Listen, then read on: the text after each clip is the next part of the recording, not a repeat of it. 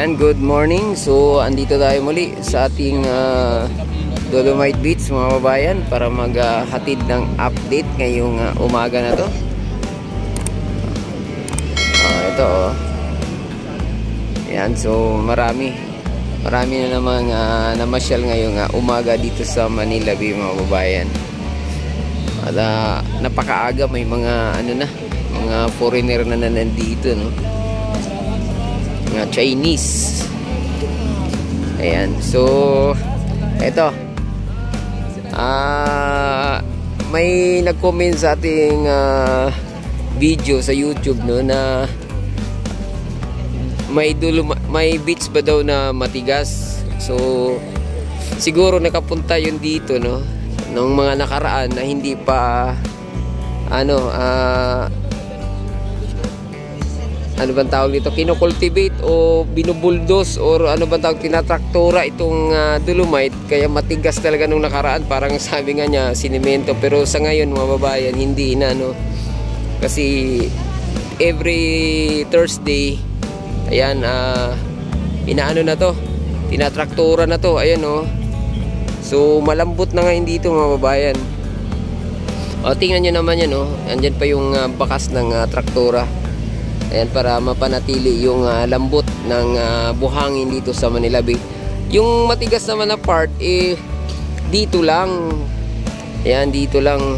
Alam mo, morning. Ayan, dito lang sa part na to. Pero ngayong rinataktura na to mga bayan, ayan, malambot na ulit. At dito lang naman sa part na to matigas. Pero dito banda, hindi naman, kasi lagi siyang tinatamaan ng tubig dagat. So wala na ditong matigas. Tulad ng comment sa ating video nung nakaraan. May beach ba daw matigas ang buhangin? Ayan, oo nga naman, malambot talaga pag pure na buhangin ang nasa beach mga babayan. Ay, napaka lutay do. Grabe, kitang-kita yung yung lumang seabed mga babayan. Di ba? Dito nyo makukuha yung mga tahong. Dito may na talaga, nagpipiknik na, oh. Yan.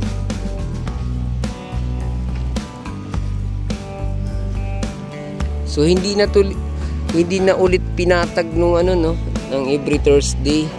Sabagay, magandang ari naman para yung tubig dagat hindi na papunta doon, hindi mag-overflow. Although papasukan kasi nag-a-absorb siya sa buhangin. Pero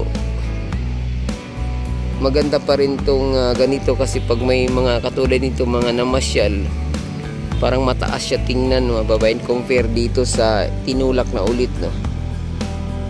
Yan, kung may panibagong budget nga lang, mas mainam kung repilan to, kasi natatagtag, hindi nawala yung buhangin mga babayan na yung Dolomite kung hindi natatagtag.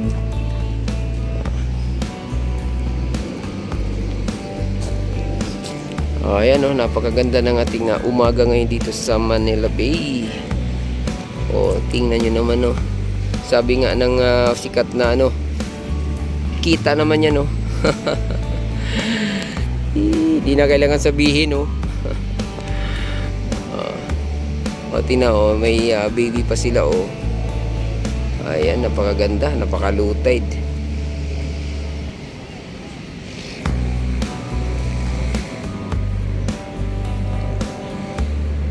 Linaw pa ng tubig ngayon, no.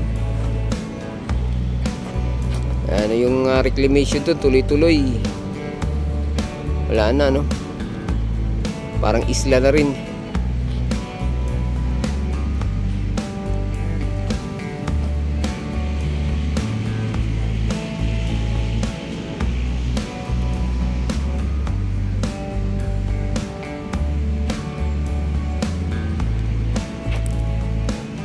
Kaya napaka ano na, unti-unti nang nagkaroon ng mga foreigner dito.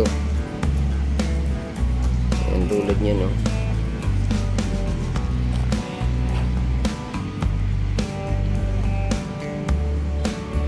Yung masisipag nating mga empleyado ng MMDA mga bayan. Ayan, sila ngayon dito yung ano, nagpanatili ng kalinisan dito sa Manila Bay. So hindi pa natin nakita yung mga taga, andun na pala yung taga DNR sa bandang dulo.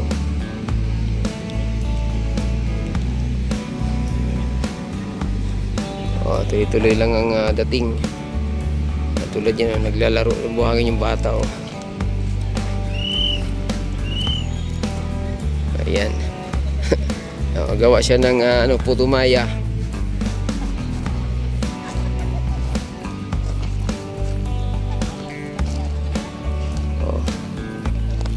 Mamaya pag bumalik yung tubig, hindi na yan makita yung seabed mga kabayan, oh. Tingnan mo si ate itong puwa dito. Ang ano kasi dito talaga, wala nang amoy. Wala nang amoy dito sa Manila Bay mga bayan.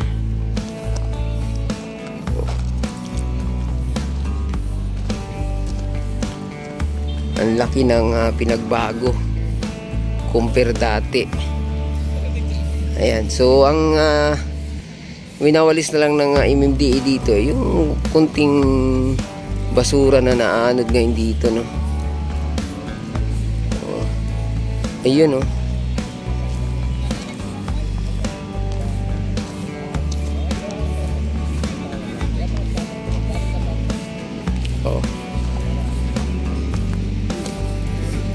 Ayan yung outpool mga bayan, oh, sa Pedro Hill. Kita kayo ng mga ano dyan, tahong dyan at mga talaba. Ayan, oh, kapiranggot lang kanilang winawalis dito, oh.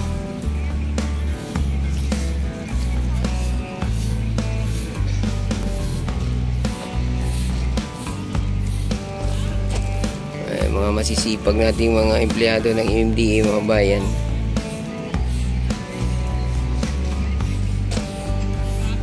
Banda kasi dito, ito yung winawalisan nila, pero konti lang mga mga plastic.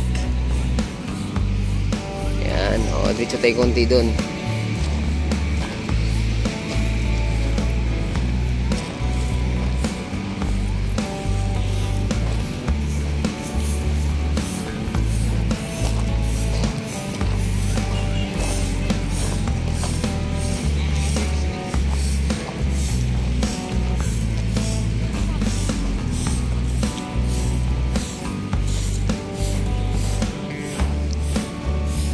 Yung babae dun, oh, nakahilata, oh.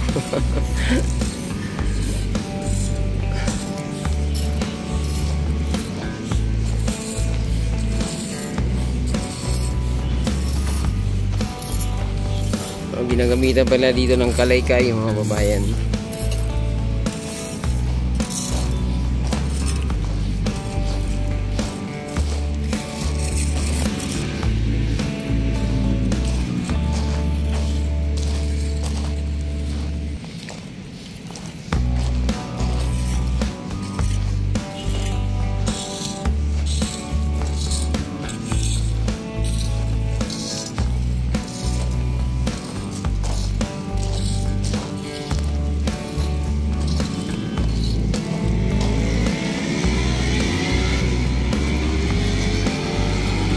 Ito yung ating mandapos, oh.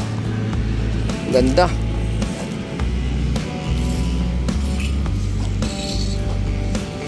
Yung mga gamit dito para sa tuwing Huwebes. Ayan na yung traktura dyan, tsaka yung air garbage, air garbage rigger.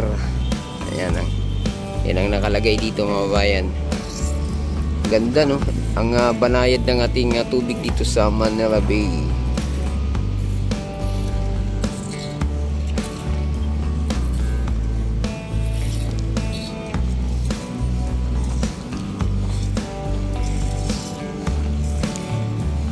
Ayan, so hanggang dito na lang muna ating update, no? huwag kalimutang mag-subscribe at i-click ang notification bell para ma-update tayo sa mga susunod pa nating video. Adios amigo, bye-bye, salamat.